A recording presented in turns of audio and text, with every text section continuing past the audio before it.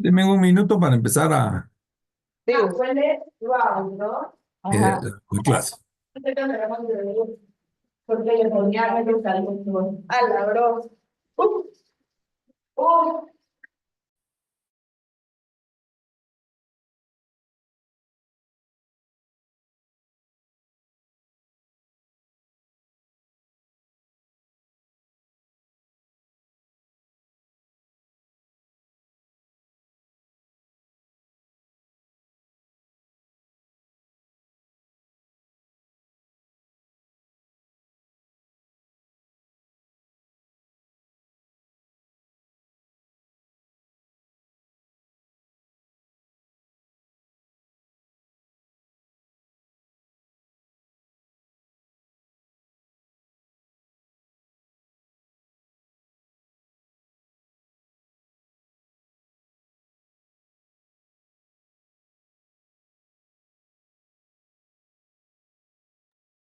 Bien, vamos a iniciar. Se viene el aguacero. No sé si está lloviendo por sus casas, los que están aquí en Guatemala.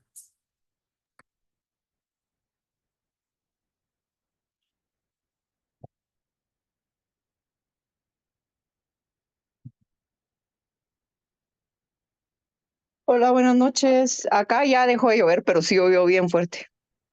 Ujú. O sea que el agua se vino para acá ahorita.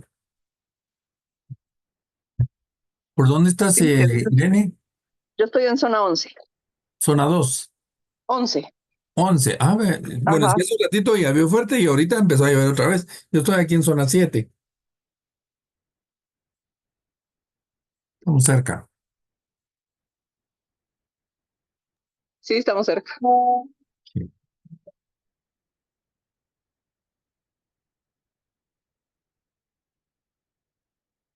Vamos a empezar entonces. ¿Se recuerdan que la semana pasada vimos la primera fase de, del duelo, ¿verdad? Voy a hacer ese olvido. Silly.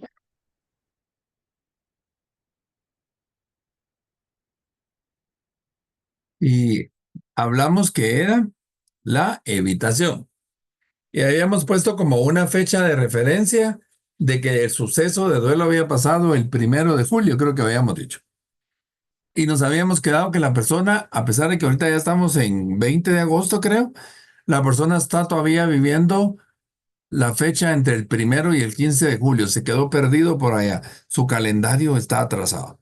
¿Se recuerdan que eso habíamos dicho?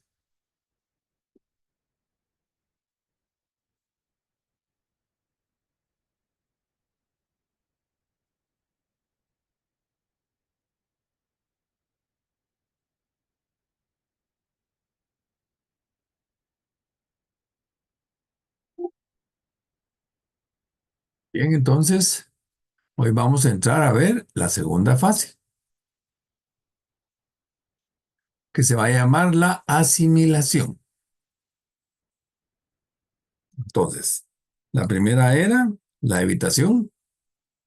La asimilación es la segunda fase del proceso en la que, a medida que vamos absorbiendo gradualmente el impacto de la pérdida durante días y semanas que siguen a esa pérdida, empezamos a asimilar la situación y nos preguntamos, ¿cómo voy a poder seguir viviendo sin esta persona a la que tanto quería?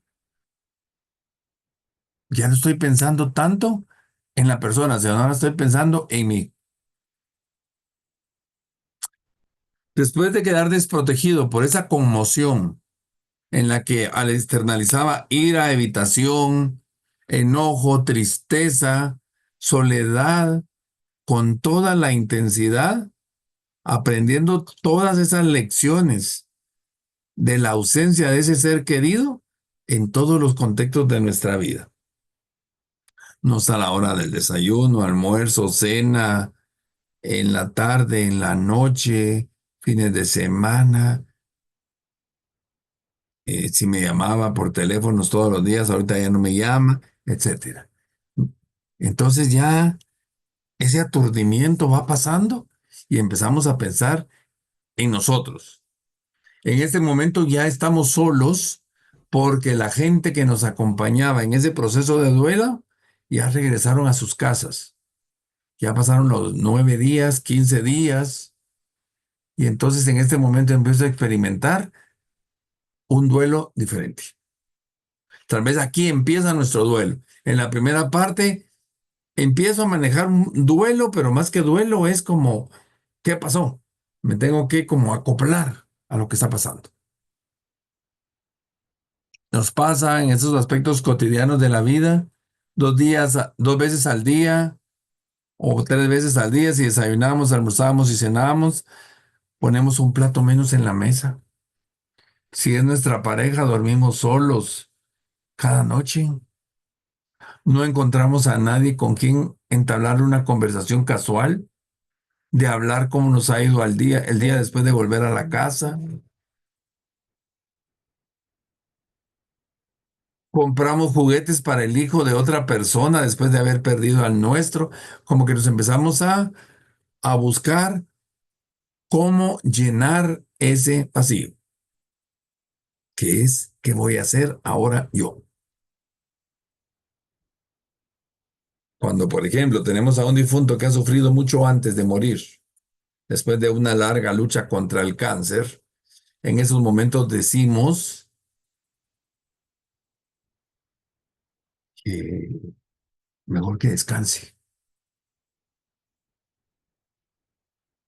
El, Al morir esa persona, como que nuestro dolor se puede ver moderado por una sensación de alivio. Ya descansó. Pero en estos momentos ya nos entra ese sentimiento de culpa, el hecho de haber deseado inconscientemente su muerte. No importa si era para mitigar el dolor y nuestro propio agotamiento. Por aquí puede empezar a desarrollarse la culpa. Ante esa profunda desesperación, solemos limitar nuestra atención y nuestras actividades. Nos encerramos, nos distanciamos del mundo social y nos dedicamos con mayor atención a elaborar nuestro duelo. Lo que debemos hacer para adaptarnos a la pérdida. En esos días, ya después de toda la situación que pasó, empiezo a salir. Puedo encontrar imágenes intrusivas, reflexiones sobre la persona desaparecida, pesadillas sobre su muerte, sueños sobre su regreso, que se nos terminan al momento de despertarnos, de regresar a la realidad de otro día en soledad. Muchas veces hay gente que dice, mira, y ya soñaste a tu abuelita que falleció,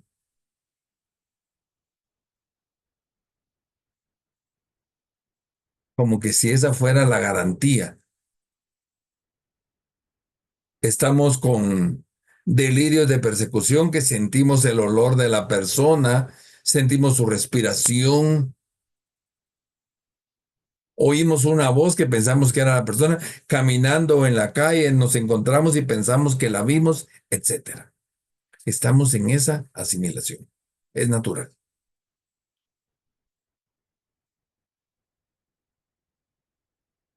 Aquí ya entramos, podemos entrar en síntomas depresivos, que incluye una tristeza invasiva, periodos de llanto impredecibles, trastornos de sueño, de apetito, pérdida de motivación, incapacidad para concentrarnos, para disfrutar nuestro trabajo, para disfrutar una diversión, y podemos entrar en desesperanza respecto a nuestro futuro.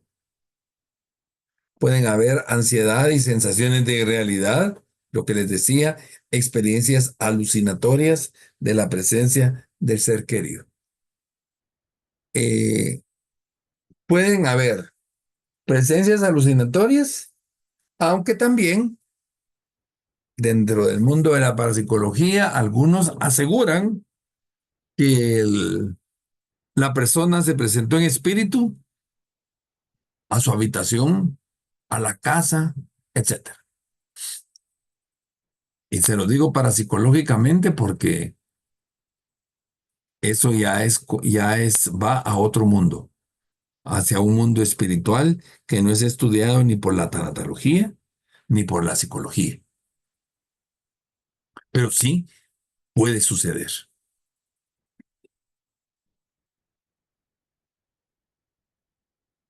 Ese estrés prolongado característico de esta fase puede pasar factura a nuestra salud física.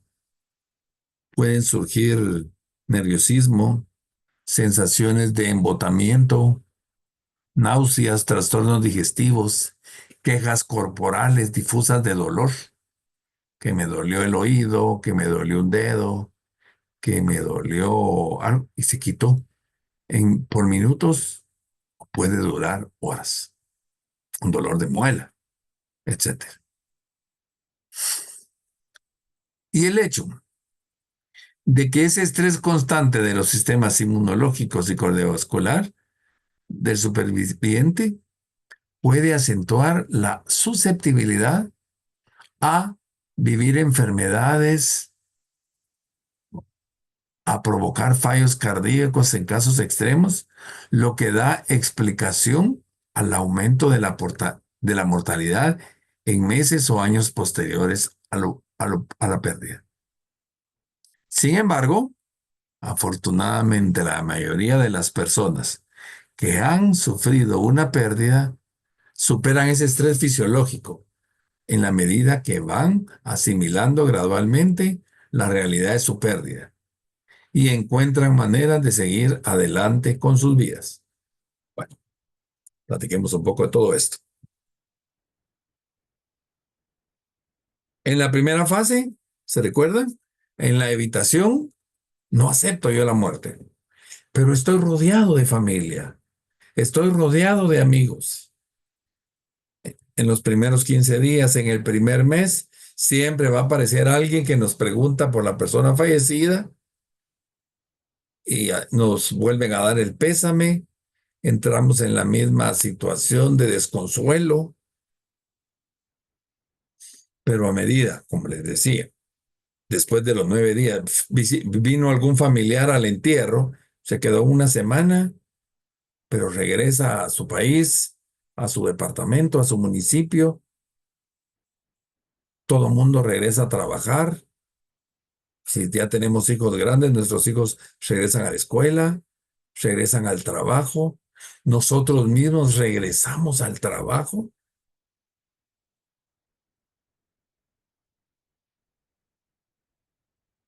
y nos quedamos solos, nos sentimos solos. Y a veces como que esa persona se convierte en mi amigo imaginario y le hablo. Entonces es normal. ¿Cómo te sentís? Llevas 3 días. ¿Cómo me haces falta?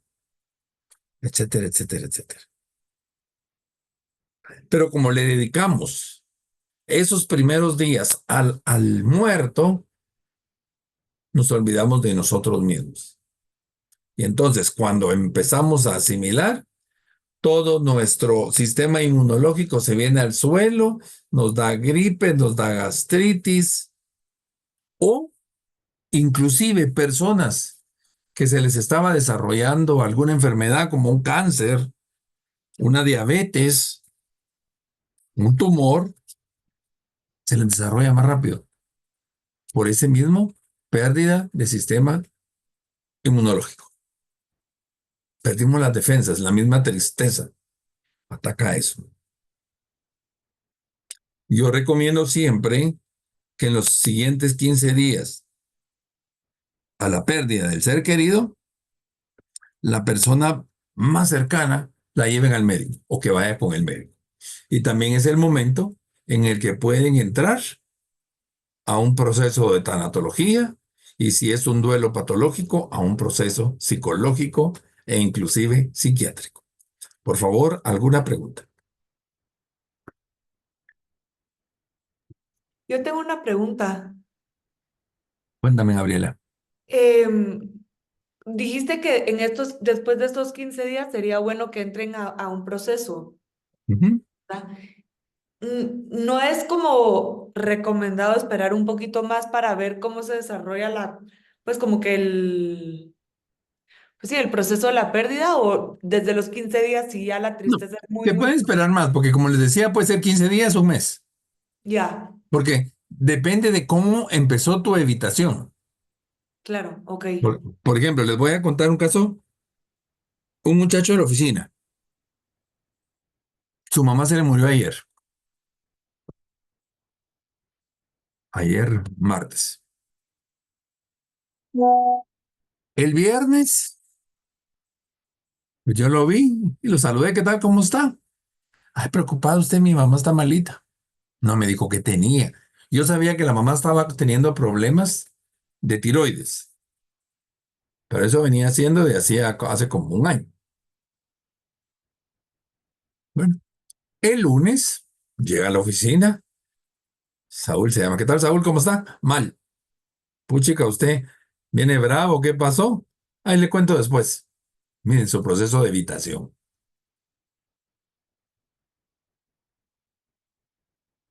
Y en eso me lo vuelvo a encontrar y le digo, mire, de verdad anda mal. No quiero hablar, me dice. Ah, tranquilo, no hay problema. Pero en el no quiero hablar le suena el teléfono y se le llenan los ojos de lágrimas. Me quedé yo parado. Saúl, ¿pasó algo? Sí, me dice, mi mamá está hospitalizada y mi papá quiere que me vaya corriendo al hospital. Váyase, le dije. Llevaba unas hojas de papel, le dije, váyase de una vez, yo me encargo de esas hojas y yo se las voy a llevar a su jefe. Y le dice a su jefe que yo le di el permiso para que se vaya. Yo soy el de recursos humanos. Se fue.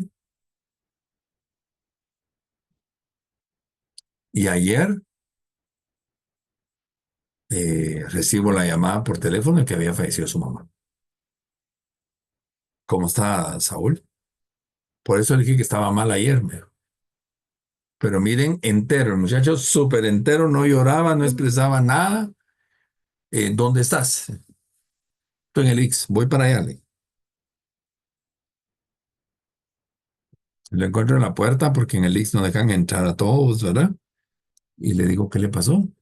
Se le desarrolló del sábado para acá una cirrosis por medicamento, le falla renal y me contó todo lo que había sufrido del viernes para acá. Pero yo no quería que se supiera nada. Bueno, tranquilo, estás en tu derecho. Vos sabes a quién le contás, a quién no le contás.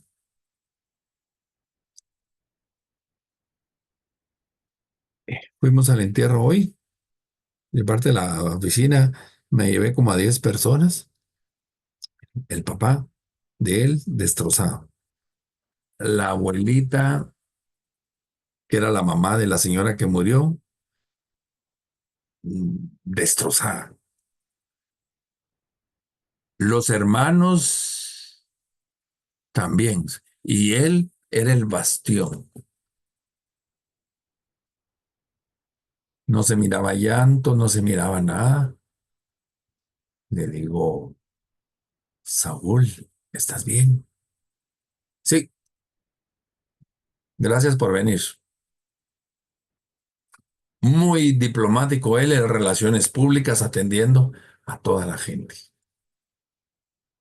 Entonces, miren, él ya llevaba 3, 4 días de atraso con respecto al duelo de los demás. Bueno, lo acompañamos, lo enterraron ahí en el cementerio general, hasta el fondo, hasta adentro. Me impresioné. Quedó en esas áreas comunes. 14 espacios para el día de hoy en esas áreas comunes. ¿Cuándo tronó él? Cuando estábamos casi que terminando el entierro de su mamá y venía un segundo y un tercer entierro para esas mismas áreas. Ahí se desfalleció, se cayó él, cayó sentado al suelo, pero se levantó tranquilo, no pasa nada. Ahí sí ya lo jalé yo y le apreté aquí el cuello. Tenés derecho, date permiso. Ahí soltó un llanto.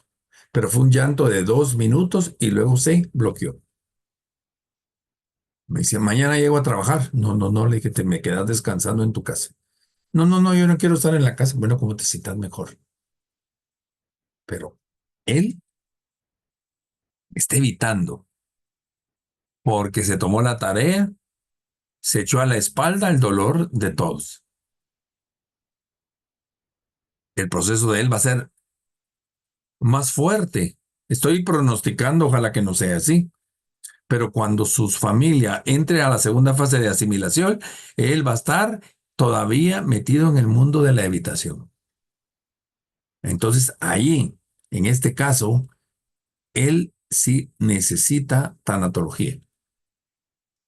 Ay, todavía cuando salimos me dice, mire usted que trabaja en eso que ya me había contado de lo de las pérdidas, tal vez platicamos mañana. No, mañana no. Bueno, si querés platicamos fuera, pero mañana no llegas a la oficina. Voy a decir en la puerta que es prohibido que entres a la oficina. Y me reí. No sé si va a llegar o no va a llegar. Pero en el caso de él, sí urge trabajar. Y él ya se dio el permiso para hacerlo. Gracias a Dios me tiene la confianza y entonces vamos a poder trabajar el tema. Entonces, en este caso, ahí sí se necesita. Hay personas que van a necesitar más adelante. ¿Sí me explico, Gaby? Sí, sí, gracias. Sí. Gracias. Me tocó también acompañar antier a la cuñada de una amiga con un cáncer que la consumió en un mes. Murió el lunes a las 8 de la noche. Eh, Aquí, los hijos, como ya estaba mala con cáncer y ya se estaba muriendo, los hijos ya dijeron, ya no gastemos nada, démosle calidad de vida. Pero cuando sintieron la presión de la familia, entonces el cargo de conciencia de que los vieran de que eran buenos, a última hora hagámosle de todo, cuando ya era imposible. Ayer que pasé a la funeraria, estos estaban inconsolables. Mi interpretación, mi mapa, obviamente, tenían un cargo de conciencia que los tenía intranquilos. Pero la hermana y la cuñada de ella, que era como su hermana, ellas manejaron un duelo anticipado porque pasaron todo este mes acompañándola. Va a ser más fácil que ellas salgan de esto que sus mismos hijos. ¿Sí estamos? ¿Alguna pregunta más?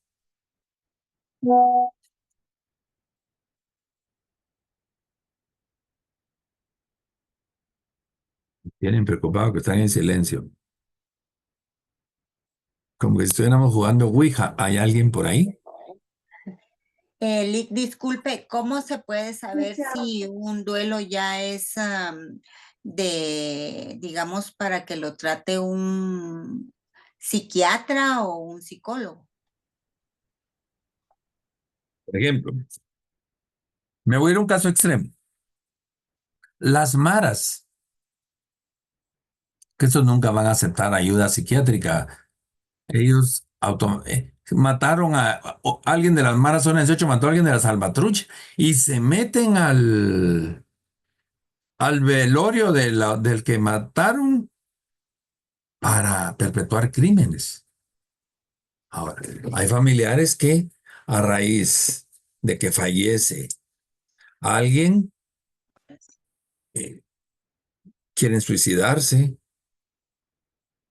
Es natural que se queden 3 días en la cama deprimidos y sin bañarse, pero que lleven 15 días que no quieren salir de la cama, que no se quieren bañar, que tienen aturdimientos, que cayeron en alcoholismo, en adicciones, no drogas, marihuana, puede ser cualquier droga, o puede ser pastillas ansiolíticas, etcétera.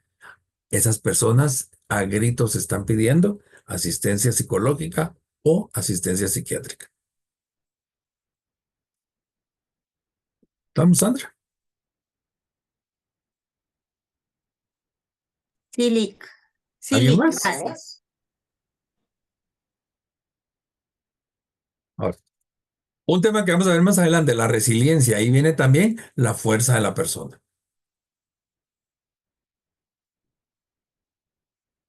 Hay personas que no viven duelo.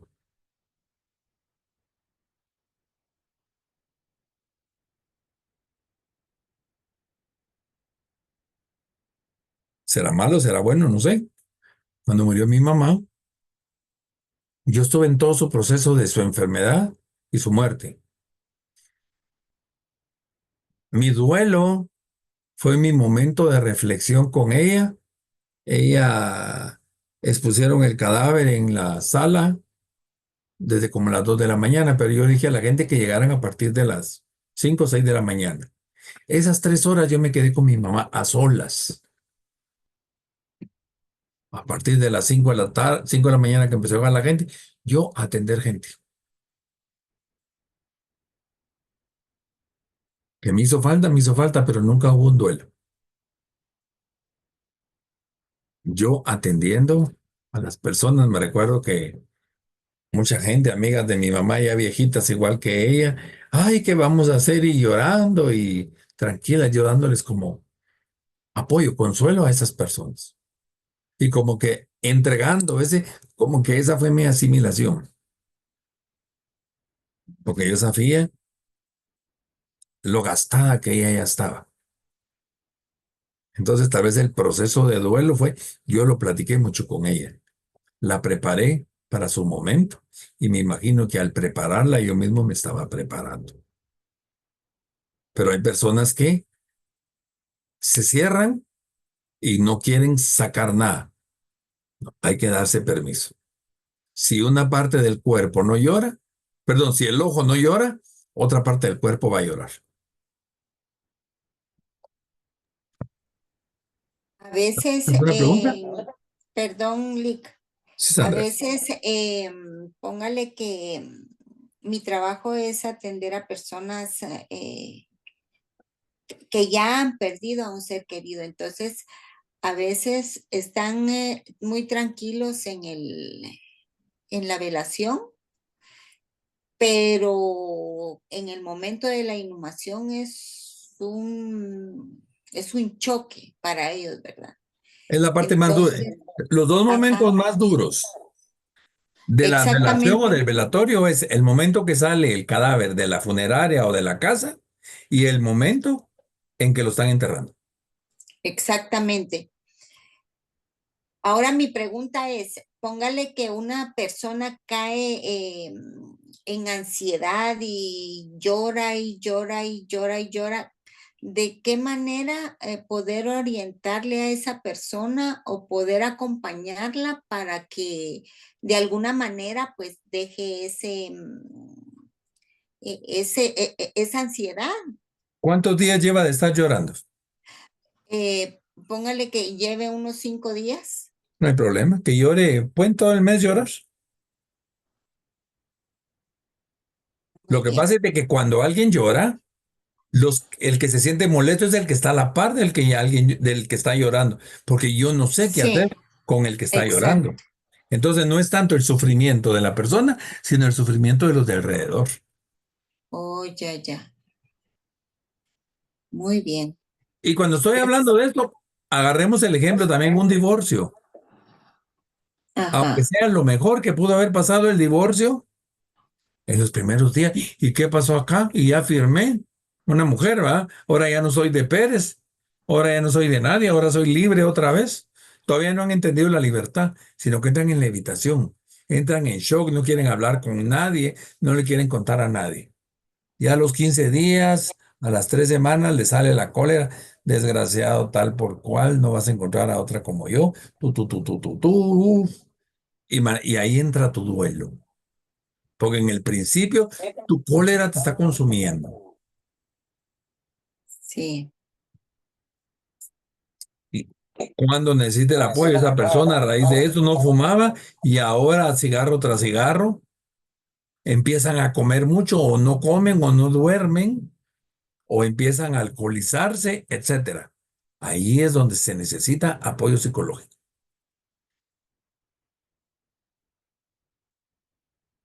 Pero va a haber un momento que la persona se va a cansar de llorar. No sé si alguno de ustedes se ha cansado un día de llorar. Ya no salen lágrimas, ya no hay agua. Hay que tomar agua para poder seguir teniendo lágrimas. Exagerado suena, pero así es. Entonces, en este duelo, en esta parte del duelo, en la asimilación, ya se sacó todo eso. Pero ahora ya me siento pobremente solo. No estoy solo, me siento solo, que no es lo mismo. ¿Sí estamos? Silic.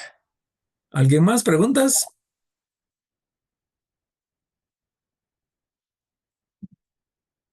Dentro de lo que hablan sobre todo la gente de los pueblos. Después de que se muere alguien, el muerto viene a traer a alguien. No sé si han oído esa frase. Sí, bastante. Y es por esto, como no nos cuidamos, por supuesto que aquí hay que convenzamos a la gente, pero el muerto hay que, digamos que si van a entrarlo a un lugar, tiene que entrar con los pies de frente, eh, que lo vamos a enterrar sin zapatos, que lo vamos a poner de lado, no sé qué, si al norte, al este, al sur, no sé. Son como supersticiones que tienen. Pero la persona, yo he conocido casos, conocí el caso de una señora que en un mes rebajó como 60 libras después de la muerte de su esposo. Entonces, le pregunto, ahí no estaba yo teniendo caso tan largo, era una señora, una vecina, doña fulana, ¿cómo se adelgazó? Ay, sí, las penas es que no estoy comiendo. Mire, le digo, no es normal que yo calculo que ha bajado como unas 60 libras. Exactamente 60 libras, 75 libras había bajado. No es normal, le digo, aunque no coma. Debería de ir con el médico. No quiero, me dice. Esta señora sabe algo, dije entre mí. Y efectivamente, ella estaba yendo al doctor por problemas de dolor de estómago y todo, y se le generó un cáncer en un mes.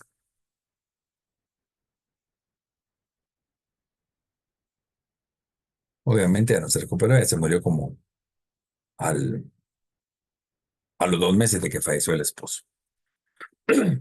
¿Sí estamos? Miren, a María de 66 años. Al principio pensé que me estaba volviendo loca cuando me desperté una noche y vi a mi marido, que había muerto, sentado al borde de la cama y diciéndome, todo va a ir bien. Pero el hecho de poder sentir que él aún estaba conmigo me consoló de un modo muy extraño. Y algunas de mis amigas viudas me dijeron que habían tenido experiencias similares. Lo que les decía hace un rato. O son alucinaciones de apoyo o pueden ser visitas extrasensoriales o parapsicológicas que suceden. Como diría la gente mayor, no hay que creer ni dejar de creer.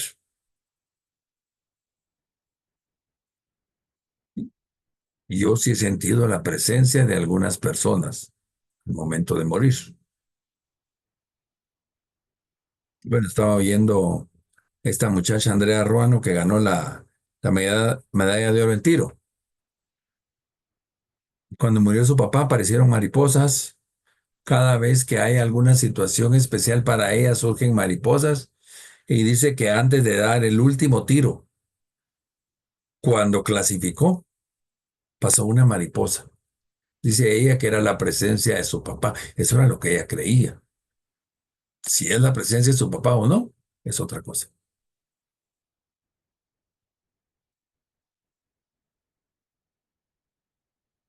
Pero yo sí he conocido casos donde se aparecen espíritus. Cuando nació la hija más grande de mi hermano, Mi papá ya había muerto. Mi papá murió cuando yo tenía 17 años. Yo me casé de 22. Ya mi esposa y mis hijos no conocieron a mi papá. Mi hermano era muy, muy allegado a mi papá. Mi cuñada, en la casa de mi hermano se habían fotos de mi papá. Pero cuando tuvo su primer bebé, en la noche se quedó una hermana de mi cuñada que no conocía a mi papá ni había visto fotos de mi papá. Y al siguiente día que yo llegué temprano a conocer a mi nueva sobrina, estaba pálida. Le digo, ¿estás pálida? ¿Qué pasó? ¿No dormiste bien? Estuardo, anoche vino un señor a ver a la nena y me dijo que venía a conocer a su nieta. Y habló así, así, y me llamó la atención. Mi papá se reía con la boca así como para abajo, una parte de la boca. Y el señor se reía así. Yo nunca cargo fotos de mi papá. Y ese día se me ocurrió llevarle fotos. Y le digo, mira, no es este señor, él fue el que vino, me dijo. Y entró por la puerta y salió por la puerta. Entonces le digo, la alucinación de esta no pudo ser tan exacta, pues porque conocí a un señor que nunca lo había visto. Entonces ahí es una situación parapsicológica. Yo sí he conocido personas que me han dicho que les aparece alguien en la cama.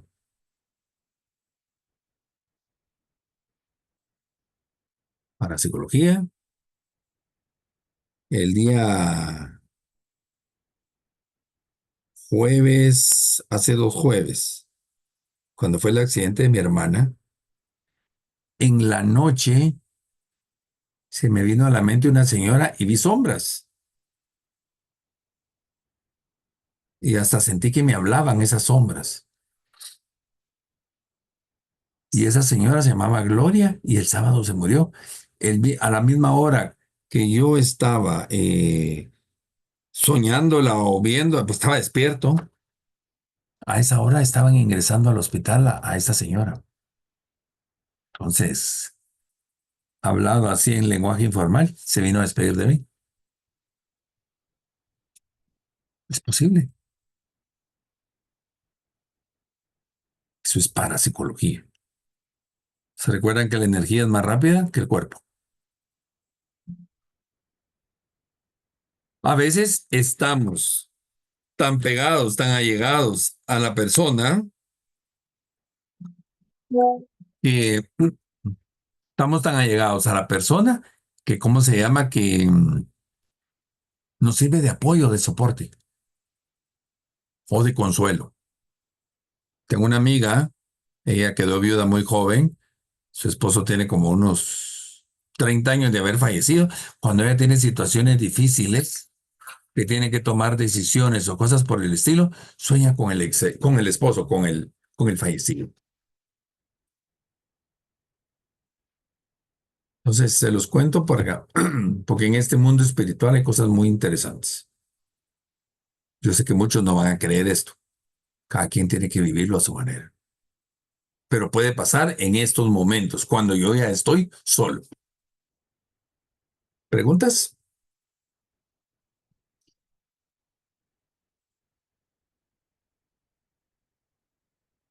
¿No? Jorge, de 42 años. Cuando murió mi mujer, perdí peso, mucho peso. No era capaz de interesarme por nada, ni siquiera por comer.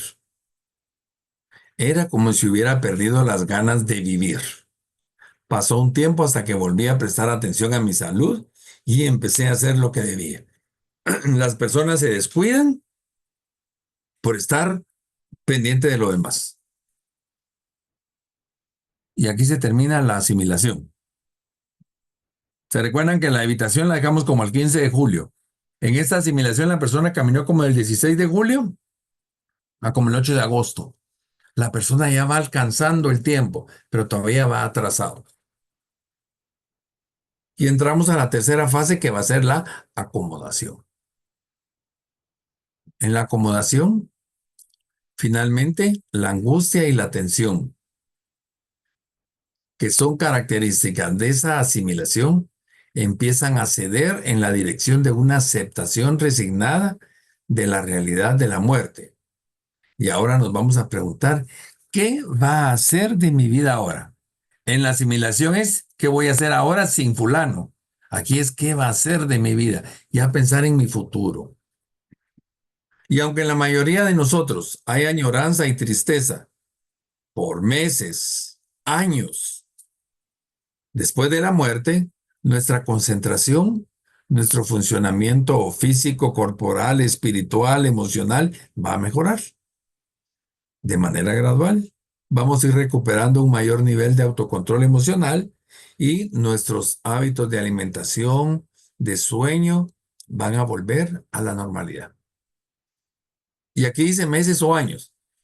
Antes se hablaba que una persona que tuviera un duelo por más de un año era un duelo patológico. Hoy ya no se habla de eso, sino que ahora se habla de la sintomatología que va a tener la persona en el proceso del duelo.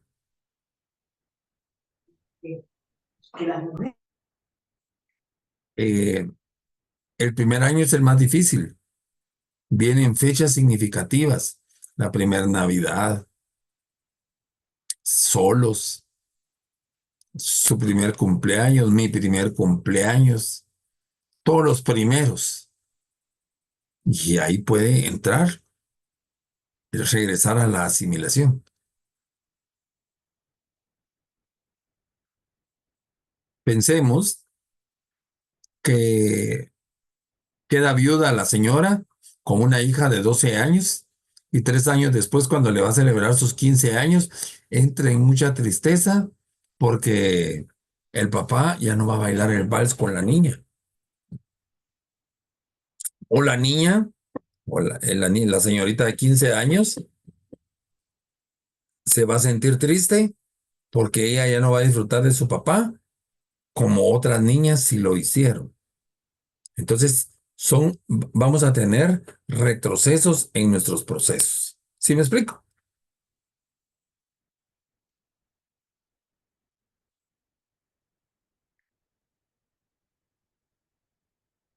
¿Preguntas?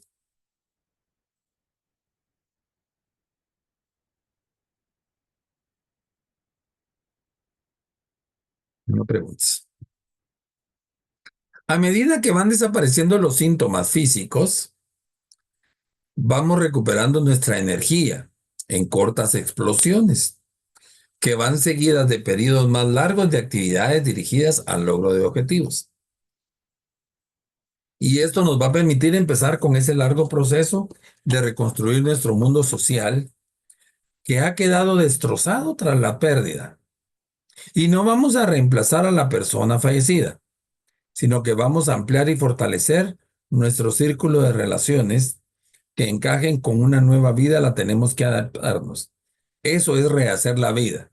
Muchas personas piensan que cuando dices vas a rehacer tu vida, no, yo no me vuelvo a casar. No estamos hablando de eso. Estamos hablando cómo vas a situarte de nuevo en la vida. La vida sigue. Vamos a tener momentos de enojos, de tristezas, cada vez se van a ir quitando más y vamos a estar llenando nuevamente actividades para seguir adelante. Este es el periodo ya de la acomodación.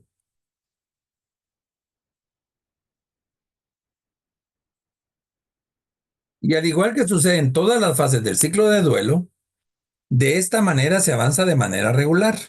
Doy 2 pasos para adelante y 1 o 2 pasos para atrás.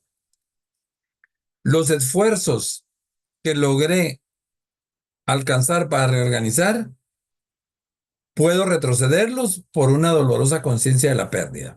O pensemos, ya estoy en el proceso este de la acomodación y de repente viene otro duelo a mi vida. Y si yo no he logrado cerrar este proceso de duelo que tengo, el siguiente proceso puede ser un duelo más complicado.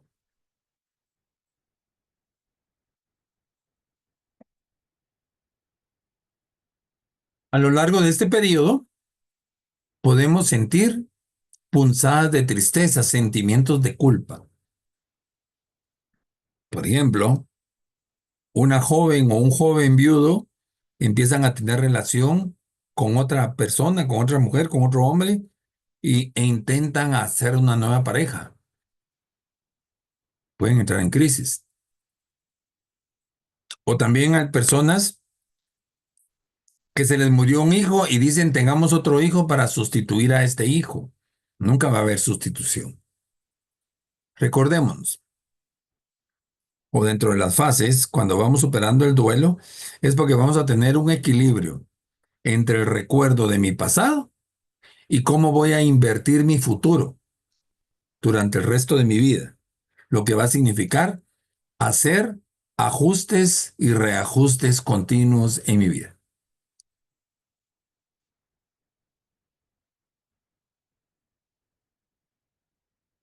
Cristina, de 42 años, sé que hay algunas cosas concretas que tengo que hacer y que he estado evitando. Las he estado evitando porque sé que concentrarían mis emociones y las harían salir a la superficie. Y como el dolor era excesivo, no quería hacerlas. Tengo que despedirme de mi padre visitando la casa que construyó con sus propias manos. Y esa casa simboliza gran parte de su vida, de sus sueños, sus esperanzas, las cosas que más admiraba de él. Y en estos momentos tiene mucho que ver con él que la tumba que él mismo construyó en su casa familiar. Pero lo he estado evitando porque no sé cómo hacerlo. No estoy preparado.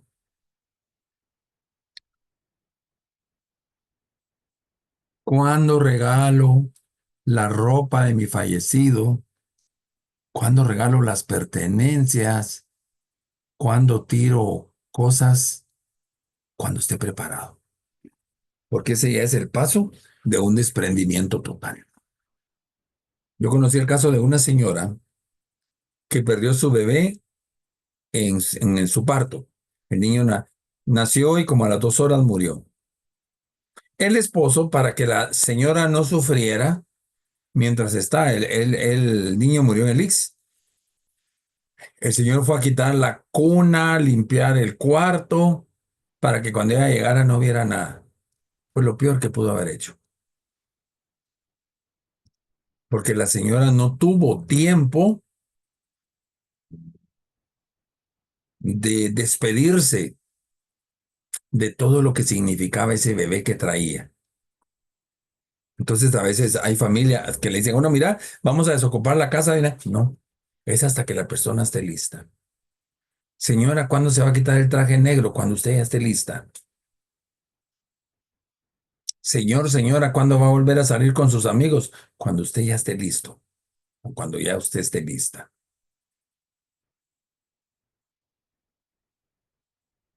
Es que son como los últimos pasos para salir de ese proceso de duelo.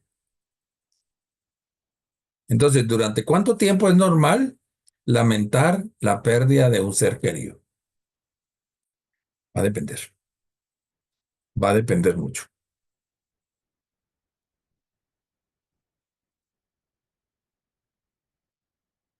Jaime, de 32 años. Mis amigos esperaban que hubiera superado la pérdida de mi hijo en una semana. 2 semanas como mucho. Y un mes ya era un poco excesivo. Muchos me preguntaban, ¿aún no lo ha superado? Ruth, de 57 años. Cuando Rafael falleció, muchos de mis amigos no me entendían. Era como si esperaran que ya estuviera bien, una semana después del funeral. Después de un tiempo entendí que necesitaban que yo estuviera bien porque no sabían cómo relacionarse conmigo si no lo estaba. Lo que me decía Sandra de cuánto dejo llorar a la persona, en qué momento me empieza a molestar el llanto de alguien. Muchas veces es una queja de personas enfermas que en el momento de su enfermedad, sus mejores amigos o su familia no los visitan. ¿Por qué? Por el temor que tienen esas personas a no saber qué expresar.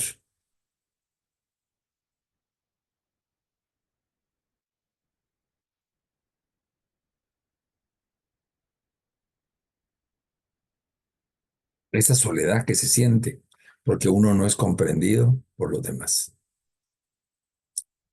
Vamos a ver este cuadrito y voy a suspender un momento porque me han llamado de un teléfono que creo que yo sé quién es, de una persona que está enferma, pero me ha llamado como 7 veces en menos de 10 minutos, entonces voy a atender esa llamada. Disculpen. Entonces, dentro de los niveles de funcionamiento, en los, perdón, en los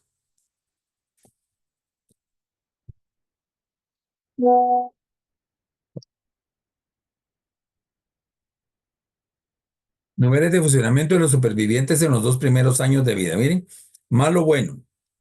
Y los meses transcurridos. La persona, el primer mes está bien en funcionamiento, pero empieza a deteriorarse y también su proceso emocional.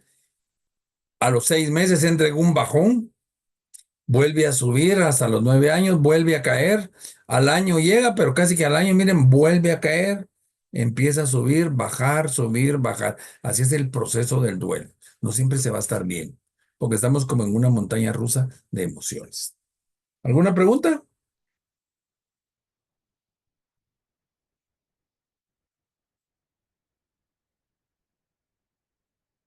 ¿No hay pregunta?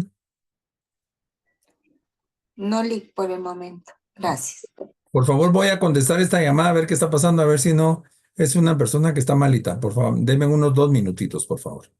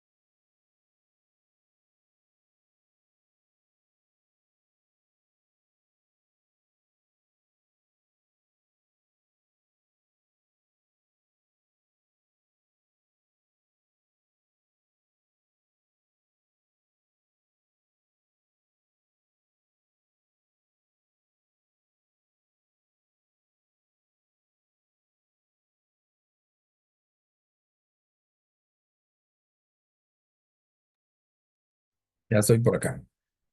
Si era cabal de una persona que está muy malita que me están pidiendo que los vaya a acompañar. ¿Alguna pregunta que tengan, por favor?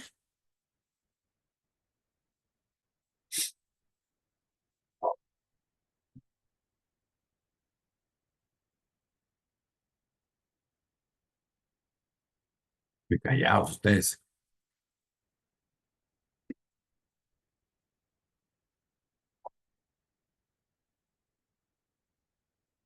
Bueno, sigamos, pues si no hay preguntas, seguimos. Entonces,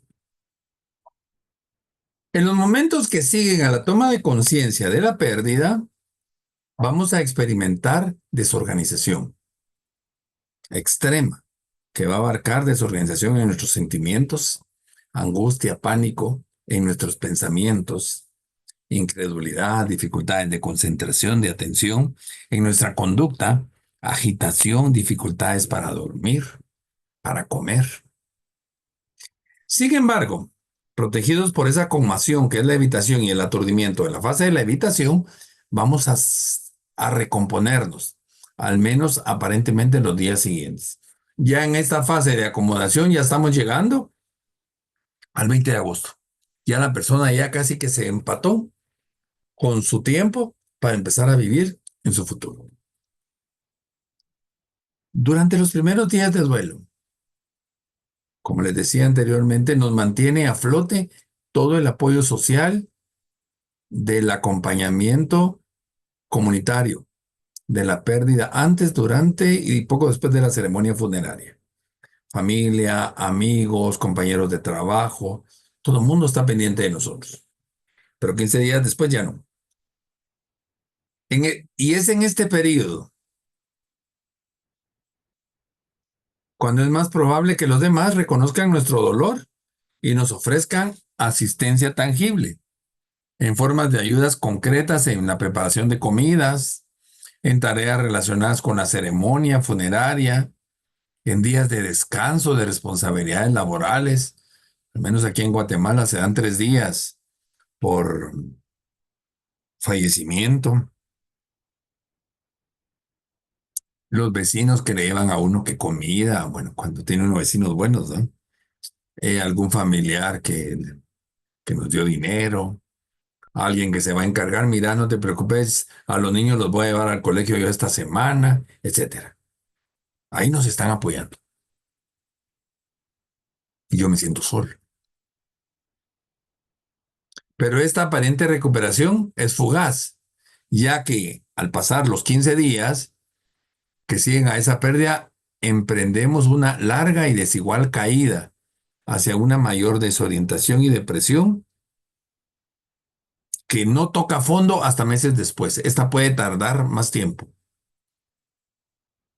Este periodo que comienza entre 1 y 2 semanas después de la pérdida coincide con los intentos de cuando volvemos a asumir las demandas de nuestro papel habitual en el trabajo, en la casa, que es en el preciso instante en que el apoyo social que nos daban nuestros vecinos, jefes y familiares ya no están. Como que aquí surge la pérdida de la pérdida, porque ya perdí algo y ahora me siento yo perdido, estoy solo. Es en este momento cuando muchas personas acuden a religiosos, a médicos, a terapeutas u a otros profesionales en busca de ayuda, dada la diferencia cada vez mayor entre lo que los demás esperan de ellos y lo que ellas se sienten capaces de dar por sí mismas. Y miren, cuando pasó lo del COVID 2020, la ausencia de rituales continuados de apoyo durante el largo periodo de reajuste que siguen a una pérdida complica este proceso de duelo, haciendo que demasiadas personas concluyan que su malestar continuado pone de manifiesto su fracaso personal. Nos sentimos fracasados. Perdón ustedes, me están volviendo a llamar. Disculpen, ahorita voy a contestar otra vez.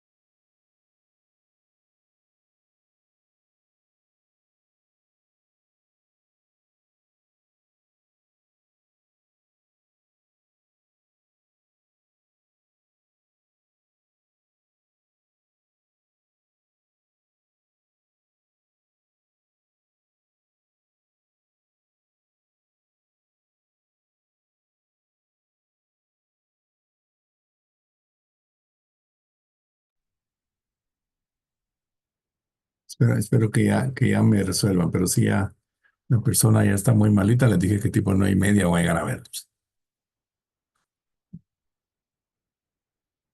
Entonces, aquí como que nos va a dar la pauta de en qué momento vamos a acompañar a la persona. Aquí como que ya nos va a dar la pauta qué tan doloroso o qué tan patológico puede ser el duelo. ¿Sí me explico? ¿Preguntas?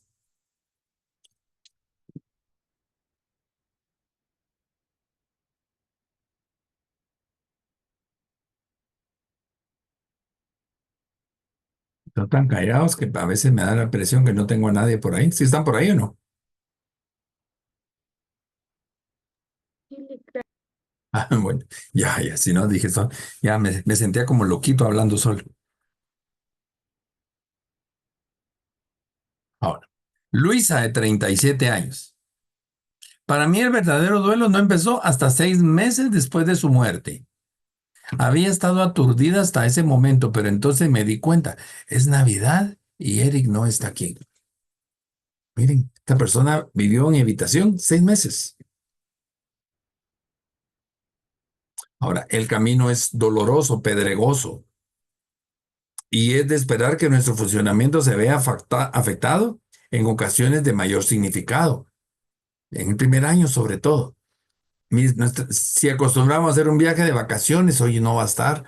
Su cumpleaños, el cumpleaños de los hijos, mi cumpleaños, el aniversario de su muerte, la Navidad, el Año Nuevo, si les gusta el fiambre, el día del fiambre, etcétera.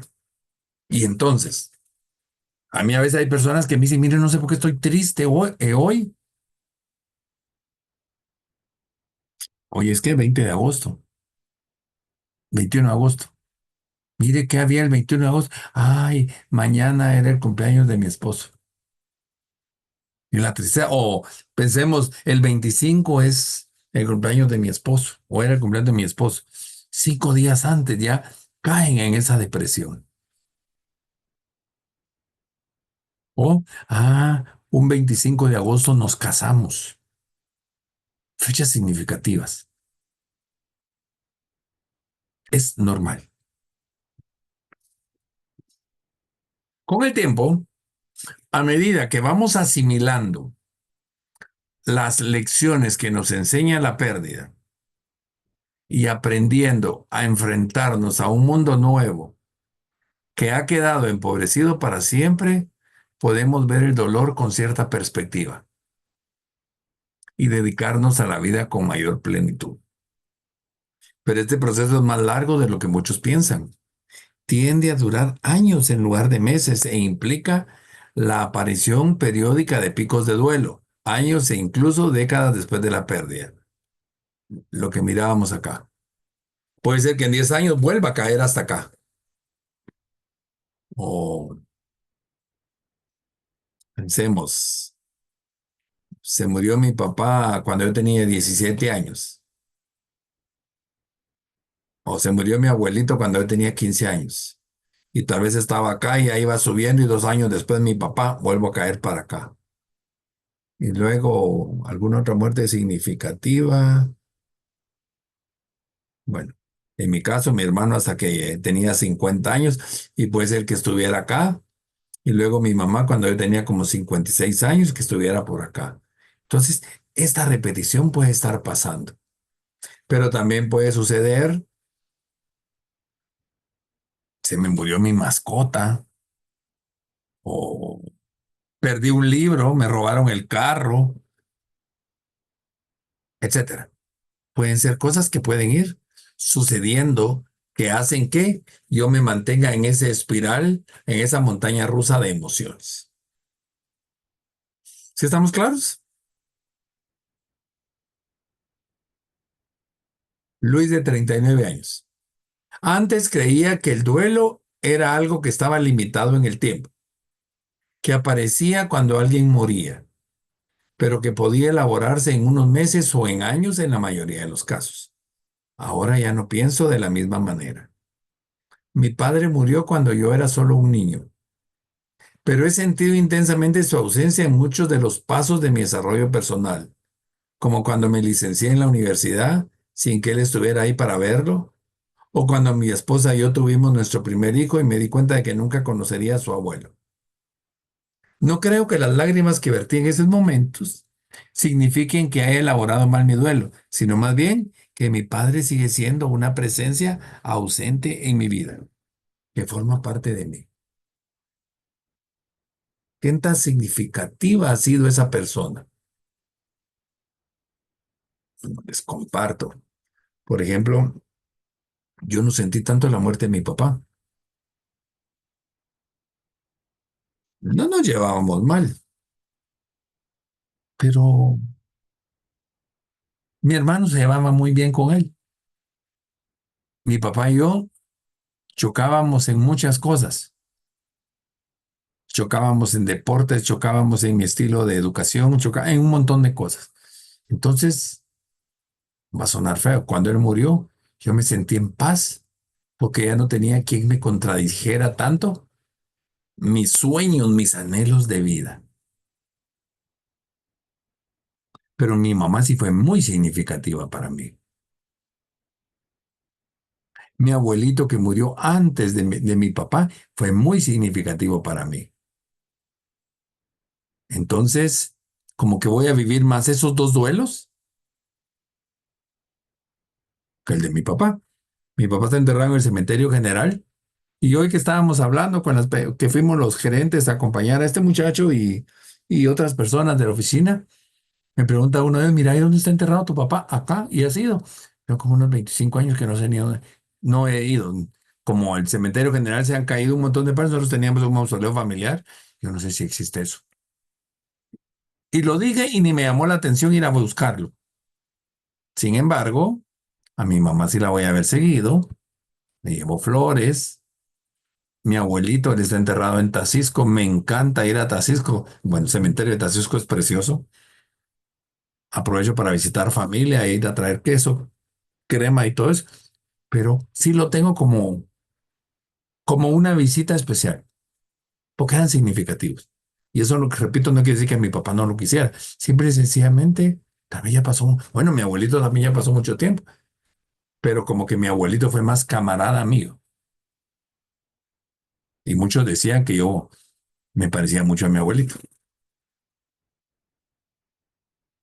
hasta en mi forma de ser. Entonces, ¿qué tanta significancia? O, por ejemplo, hay personas que me dicen, ay, mire usted, se va a reír de mí, pero yo estoy triste por la muerte de mi perrito. Es natural, en su derecho. ¿Qué significa para usted su perrito? Usted es un perrito, da compañía.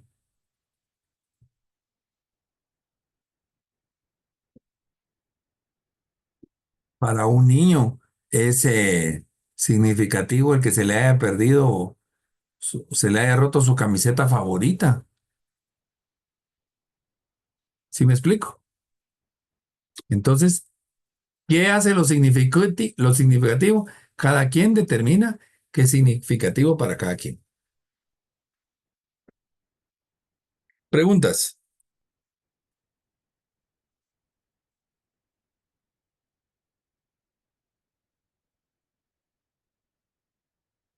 ¿No preguntas?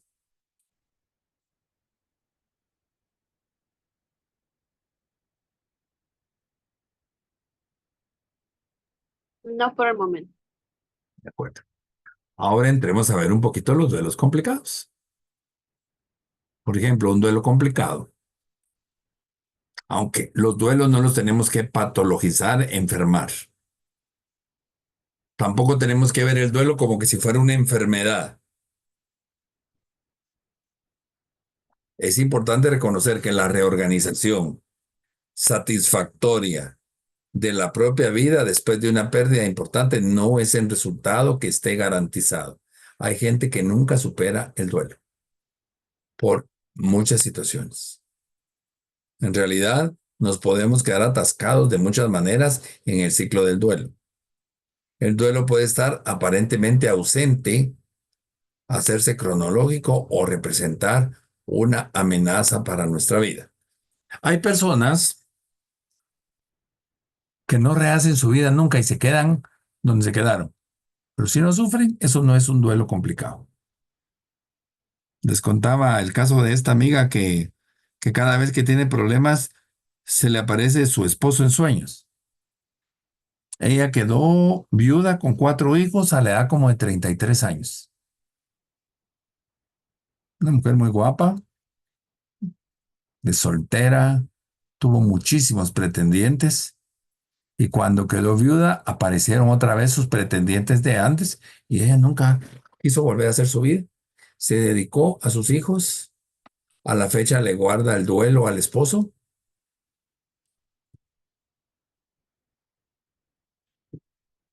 Sí, yo me entregué a mi esposo y a nadie más.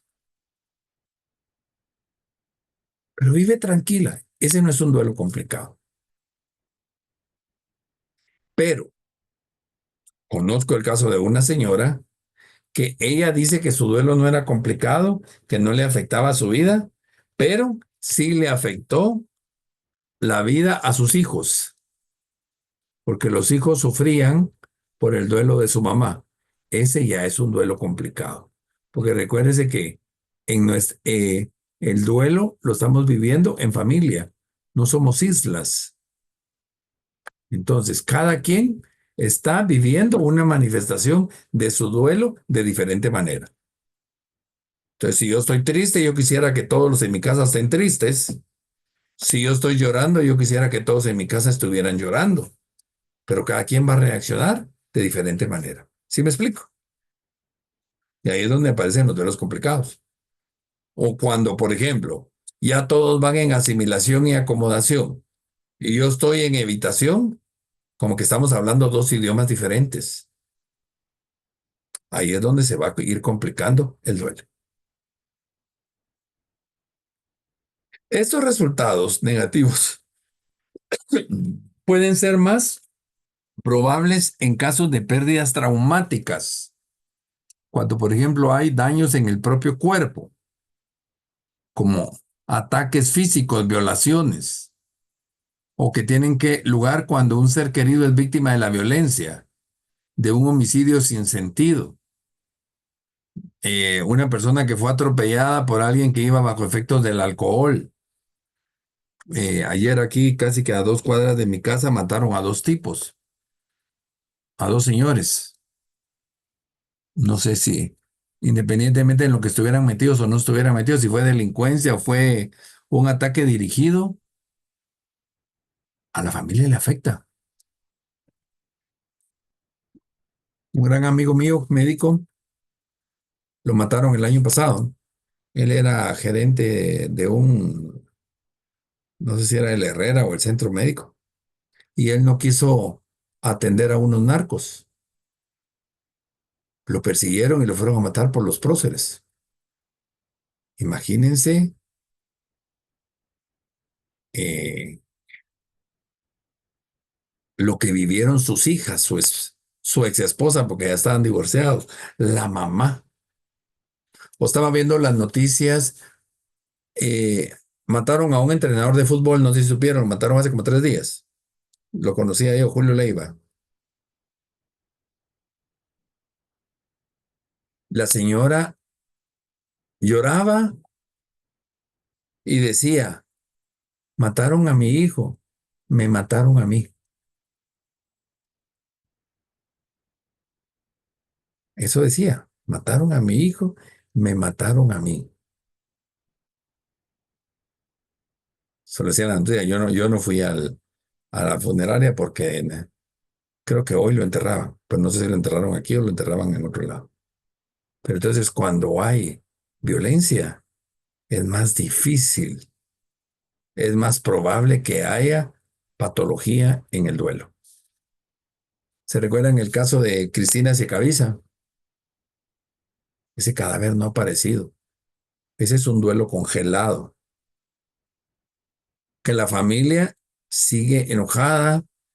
Ellos no están tristes por la muerte. Bueno, obviamente están tristes, pero ellos no, bueno, suponen, saben, casi tienen la certeza de que Cristina está muerta.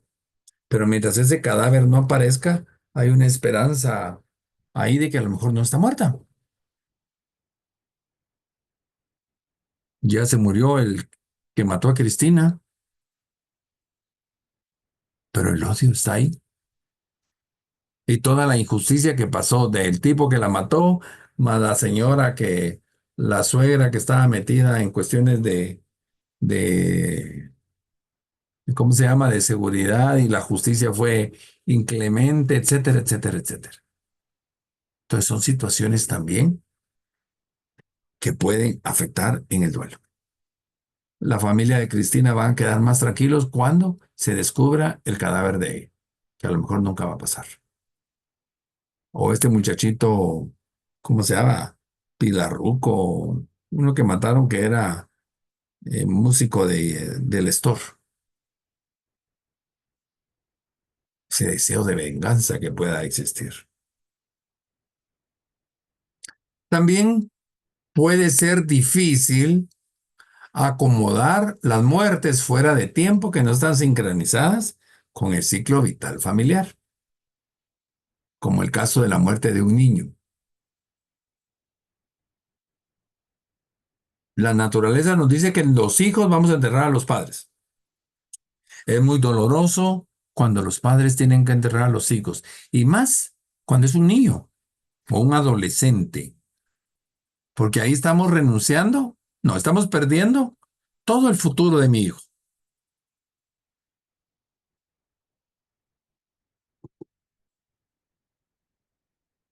Y también aquí, por ejemplo, yo espero que un familiar anciano muera de muerte natural, que le dé un infarto, que se caiga, se fracture y se muera. Pero yo no espero que esa persona la vaya a atropellar un carro y la mate, o la persona se vaya a estrellar porque iba manejando rápido. Como que no esperamos de una persona de la tercera o de la cuarta edad una muerte por accidente.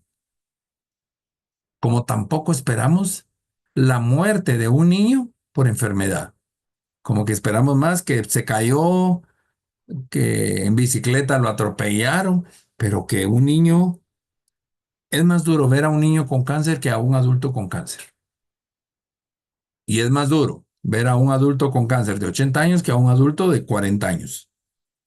Porque como que los 40 años no es ciclo de muerte todavía. Entonces, las características de la persona que sufre la pérdida puede influir en el proceso y el resultado del duelo. Las características que pueden incluir el uso de estrategias no adaptativas de afrontamiento, como le decía, el uso de alcohol, de ansiolíticos, de otras drogas.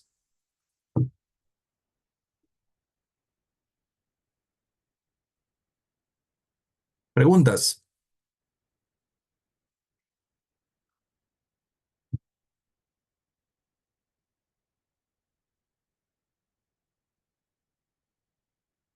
También van a estar los factores de contexto. El apoyo social con que cuenta la persona puede facilitar o dificultar la elaboración de un duelo saludable. ¿Qué tanto apoyo tengo de la familia, de los amigos? Y eso no solo en una muerte, también en una enfermedad.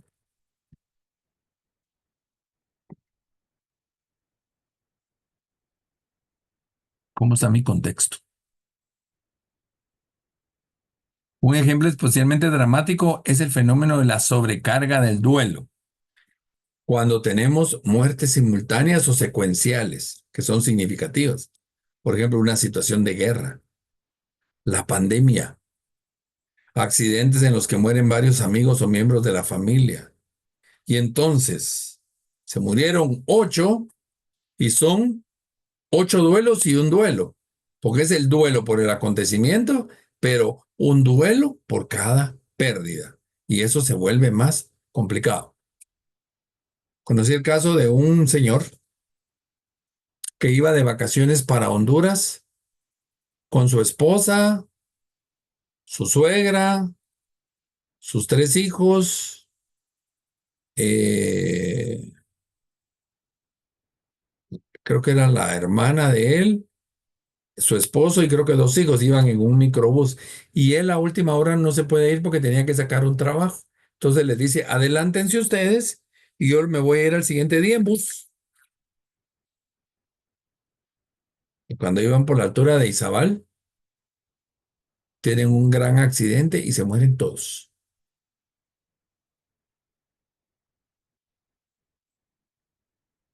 Él se salvó de la muerte, pero él prefería haber ido ahí a haberse muerto. Y fue muy difícil para él. La fecha, él está solo. Se alejó de mucha gente. Cerró su mundo social por esa sobrecarga de duelo que a la fecha sigue manejando. Y eso fue hace como unos 8 o 10 años. ¿Alguna pregunta?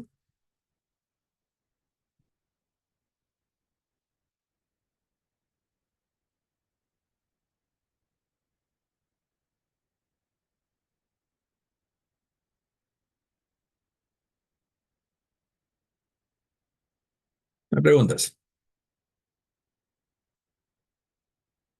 Diego de 71 años. Mi esposa y yo tuvimos un hijo que hace 40 años cuando solo tenía 3 años. La muerte de Mari, nuestra hija mayor, a los 52 años, el año pasado está siendo igual de difícil para nosotros o incluso más. No importa la edad que tiene un hijo cuando muere, no deja de parecer un terrible error que los hijos mueran antes que tú. La muerte de un hijo es terrible. Es la muerte más dura que hay.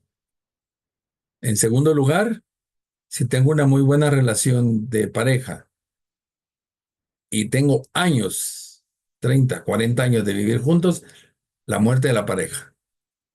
Y cuando no, la muerte de los padres. Y para muchas mujeres más la muerte del padre y para muchos hombres la muerte de la madre. Son las muertes más duras por las fechas. Mis 2 abuelas murieron 25 de diciembre en años diferentes. Mi papá murió 19 de diciembre.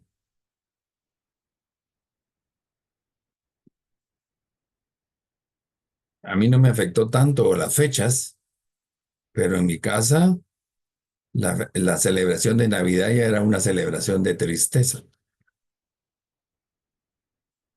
Yo soy Grinch, pero porque no me gustan las luces. A mí no me gustan las decoraciones navideñas. Esas luces estrambóticas, eso no me gusta. La comida me encanta. Entonces a mí no me afectó, pero a ellos sí. Los primeros años, cuando primero murieron mis abuelas y después mi papá, esa semana de Navidad era tétrica en mi casa, me recuerdo yo.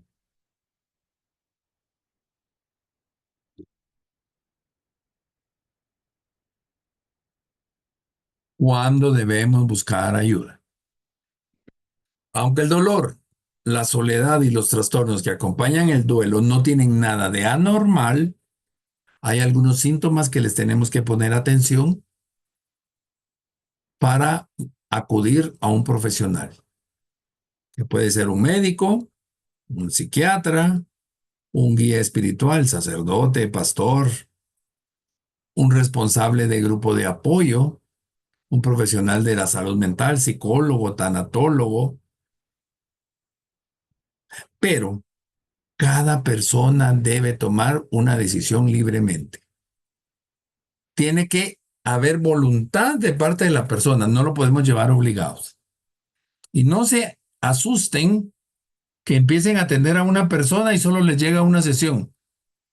Porque puede ser de que en la primera sesión cerraron su duelo o en la primera sesión nos hicieron confrontar más con el duelo.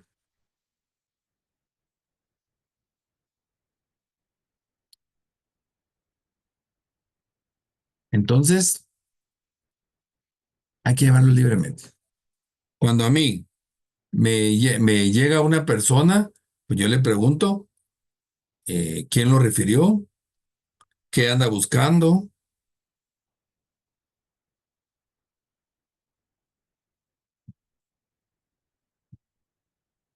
Si estaba, bueno, si estaba voluntariamente o alguien lo obligó.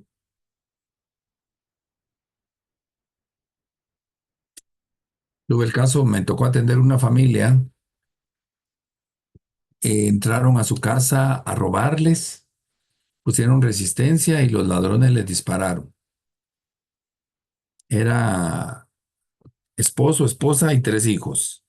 La esposa muere, el esposo recibe 3 balas, no le tocaron órganos, pero sí tuvo que hacerse varias operaciones. Eh, un hijo recibió la bala en la cara, otro hijo le dispararon por la espalda y la bala le salió por los genitales, y al otro hijo no le pasó nada.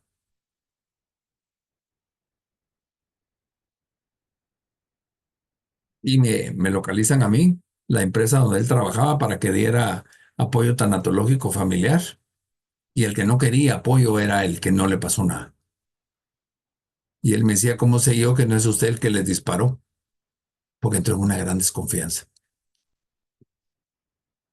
Y él era tal vez el que más necesitaba. Bueno, obviamente el que recibió el balazo por los genitales, su gran preocupación era si no se había quedado estéril. El que recibió el balazo en la cara, pues, ¿cómo iba a quedar su cara? El señor, su gran proceso de culpa, porque ellos vivían en la zona 5 y compró una casa en una residencia de la carretera de El Salvador por seguridad. Y como decía él, si me hubiera quedado en la zona 5 nunca nos hubiera pasado esto.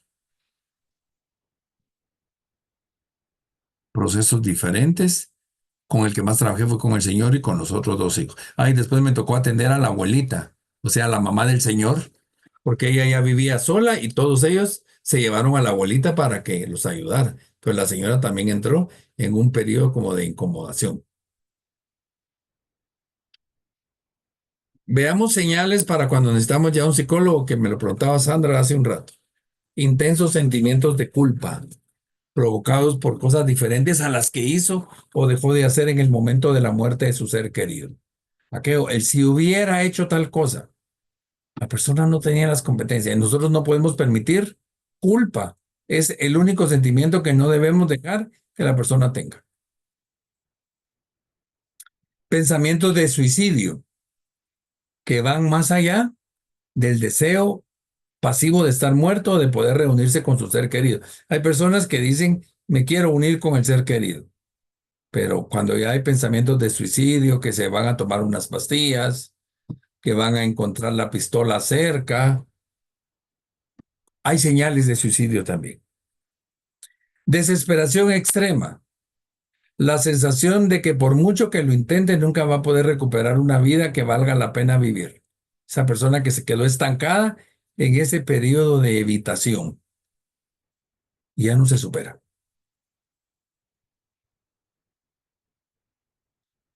Cuando hay inquietud o depresión prolongadas, aquella sensación de estar atrapado, mantenido a lo largo del periodo de varios meses de duración.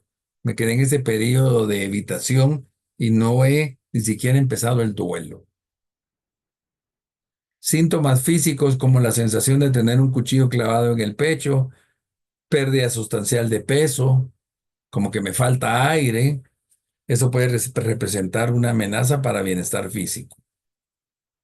Una ira incontrolada que hace que los amigos y seres queridos se distancien de la persona, porque la persona empieza a planear una venganza y tal vez nunca la va a hacer, pero se queda enfermo planeando una venganza. Dificultades continuadas de funcionamiento que se ponen de manifiesto en la incapacidad para conservar su trabajo o para realizar tareas domésticas necesarias para la vida cotidiana. Personas que no se pueden concentrar en su trabajo. Es normal que en el primer mes, los primeros 15 días, que se les olvidó apagar la luz, el agua, que se les olvide ir al súper, pero que 2, 3 meses después anden en lo mismo, Ahí sí ya necesitan porque tienen algún proceso de aturdimiento. Y también, como ya se lo dije hace un rato, el abuso de sustancias, confiando demasiado en las drogas, en el alcohol, para quitarse ese dolor de la pérdida o en ansiolíticos. Entonces, los duelos no se trata de entenderlos, se trata de sentirlos y de vivirlos. Como hoy no hubo muchas preguntas, miren, terminamos rápido. No sé si tienen alguna duda, alguna inquietud.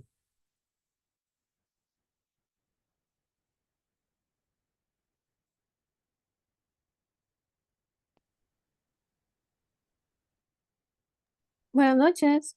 Buenas noches. ¿O qué tal, licenciado? Les habla María aquí, Hola, María René, saludando a las personas que...